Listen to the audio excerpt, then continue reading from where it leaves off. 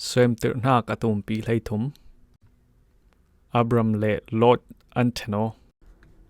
chuti in Egypt ram in Abraham chu asuaki saklam ram Nevit lama anupi le anai mi hwa thon anfe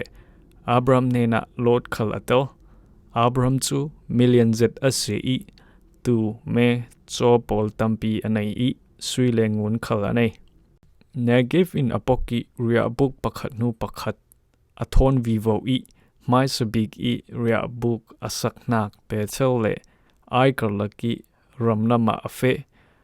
amai so I biak theng atwa nak mun athlengtika boypa I amin akau chule Abram thon afe ve mi Lot khal in tule me le cho pol tampi anai I nen tla anai Abraham le Lot chu tilwa tampi anai ve I ramnung aiding rampi khop kham a lo ronga mun khata an tlang thailo churanga an tilwa kiltu por kalaka napi I to oknak aswak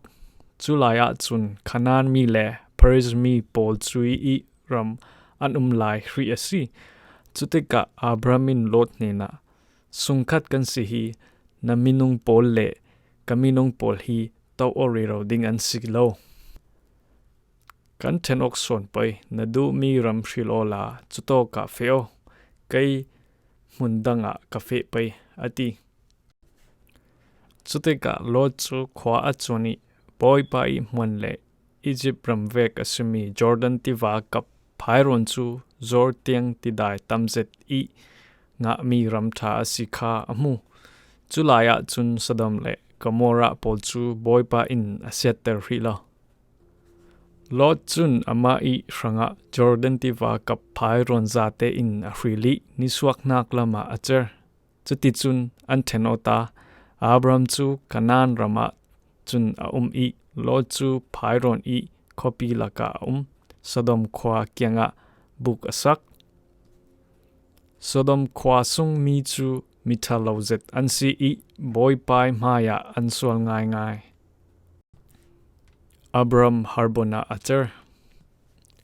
Lot I atlanson nu chun Abram nena boy pa in na nak mun isin sakle thlang niswak le nitlak kwaza kip hi thate in zaunik na mu mi ram hwa hi nang ma le na te sin fa nena kalau pe ding I kum khwa in naram asiding te sin fa tampi kalau pe ding I leilung par I leidip sir choklo an sibangin na te sin fa kal sir choklo an siveding chuti in hiram chu atung awang in hal thu o zianga ti le azate in kalau pe thu ding asi tia ati